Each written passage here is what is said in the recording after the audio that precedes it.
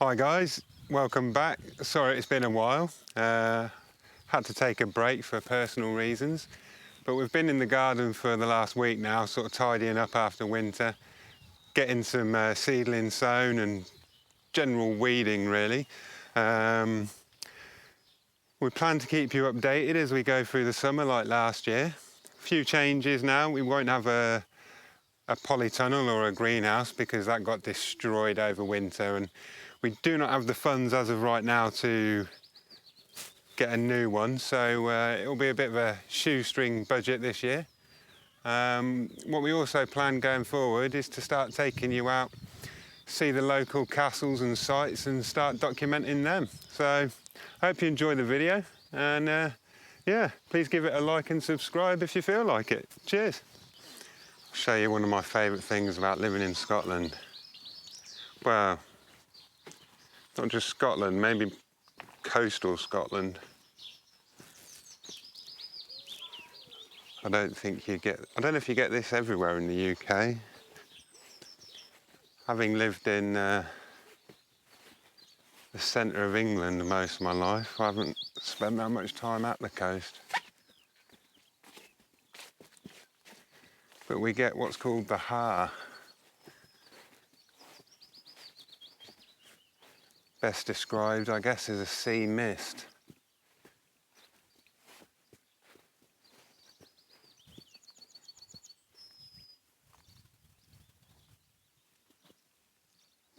Visibility is probably 300 metres. It's when the warm air hits the cold water of the sea and just creates this awesome, eerie mist. Very atmospheric.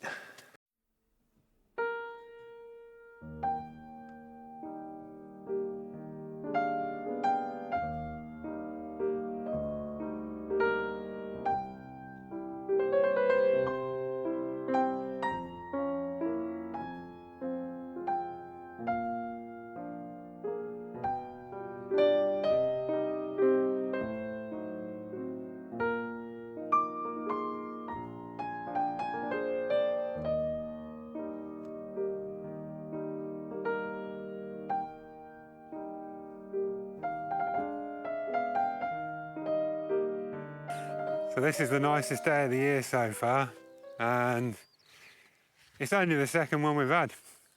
Blue skies.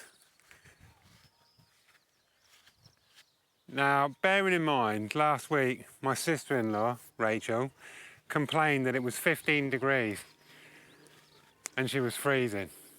Well, I feel like I've nearly had heat stroke. Sarah's over there about to collapse. And it's 16 degrees in the shade. I do not know how we're going to cope when we go back to England. Getting ready for the move. We've been burning all the fallen trees, dead branches that we chopped up. Some of the chicken bedding has gone on here.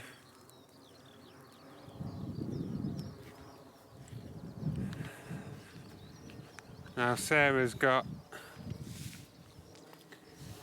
I think, some baby cavalineros or kales going in these whiskey barrels and baby bath. Got some lettuce going on in there.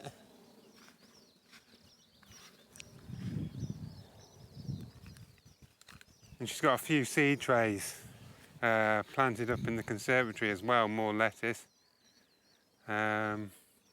But yeah, I just want to reiterate, all this Swiss chard perpetual spinach, that survived through winter, and Sarah was picking it through winter, giving it to the dogs for their dinner, and in March I was picking it, making smoothies. So, you know, it's for what was supposed to be the hunger gap, April, where nothing's really available. We've done really well just by leaving it through winter, but something to bear in mind is, out here in the peninsula, we don't really get that many frosts. We certainly had snow, and they were covered in snow, but not many frosts, hard frosts at least. So maybe they wouldn't survive so well with a cooler climate, but or more frost anyway. I don't think you get much colder than up here. Certainly not in the UK. I mean, the comfrey's doing really well. It has these lovely purple flowers. I can't remember what it's called. I think it's like Bok 19 or something, which means it won't self-seed, but you can take cuttings of it. And it's so vigorous. I mean, what we should do is chop it down and either scatter it over as a mulch or put it into the compost. Really good. Or you can make liquid feed out of it as well, but the bees really like it, so we always just leave it, to be honest. I've been mowing and strimming the paddock and around the strawberry patch over the last few days, doing some weeding, having a few bonfires, and by the time I finished weeding the strawberries, they were ready to be weeded again. So I've just spent 20 minutes getting on top of that.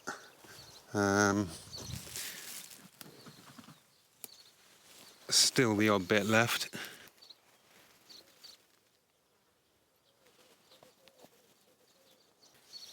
So if you want any strawberries to eat, you are going to have to cover them with netting, otherwise the birds will eat your harvest.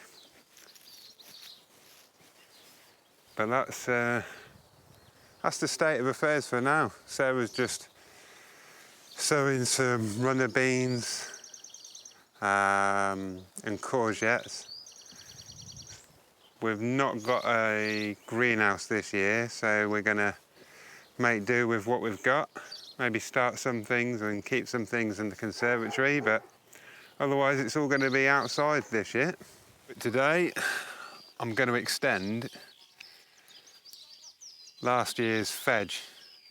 So I've got a mixture of different willows in there, and it's all done really well.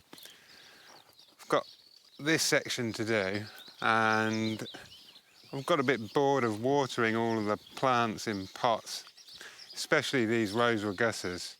They're in air pots, which are exposed, well, little holes all around it, and that basically exposes the root. So when a taproot hits it, hits the air that is, it dies off and then branches out into little capillary roots, which are better for absorbing water and such nutrients. But it does mean when you've got a big plant like this, it goes through water like nobody's business. So these have been suffering from lack of water. So I thought what I'll do is plant them for the rest of the hedge, and after I've done that I'm going to take some more willow cuttings, just for the crack really. We've got quite a nice height all along here, then we've got a bit of a gap here and here, so if I get some big cuttings like these ones, I'll once rooted get them in there.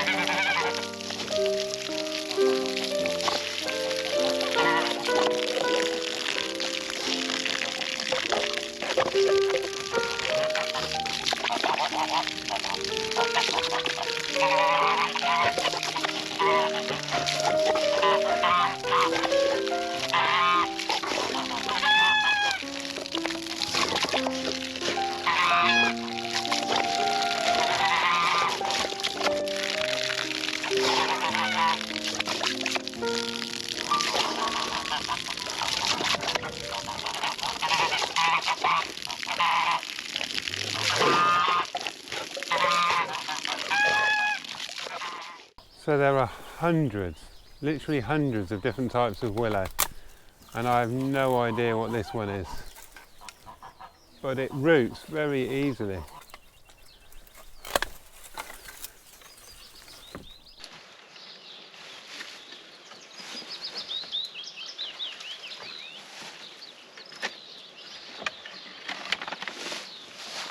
So a bucket in a bucket, water's all you need. Willow roots incredibly fast. It's one of the easiest things to take cuttings of, and you can even make a liquid by soaking willow in water and then use that liquid for rooting other cuttings of different plants.